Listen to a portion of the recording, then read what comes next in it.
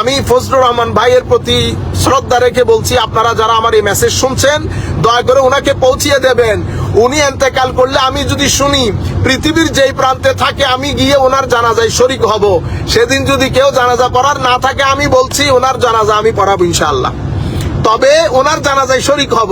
সুতরাং চিন্তার কোনো কারণ নাই। আমরা স্যালুট করি আপনাকে শুধু একটা কারণে, আপনি সত্যি কথাটা টিভির মধ্যে তুলে ধরেছেন যে এদেশে ইসলাম কারা প্রচার করেছে, এদেশে ইসলাম কাদের মাধ্যমে প্রচারিত হয়েছে।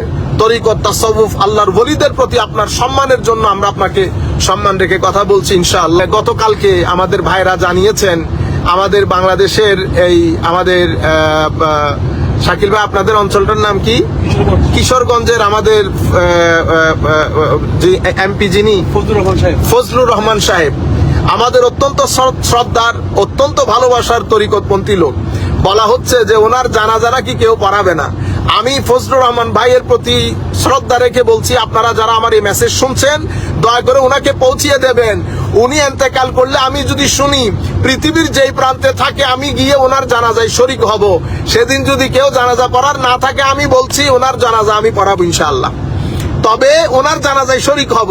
সুতরাং চিন্তার কোনো কারণ নাই। আমরা স্যালুট করি আপনাকে শুধু একটা কারণে, আপনি সত্যি কথাটা টিভির মধ্যে তুলে ধরেছেন যে এদেশে ইসলাম কারা প্রচার করেছে, এদেশে ইসলাম কাদের মাধ্যমে প্রচারিত হয়েছে।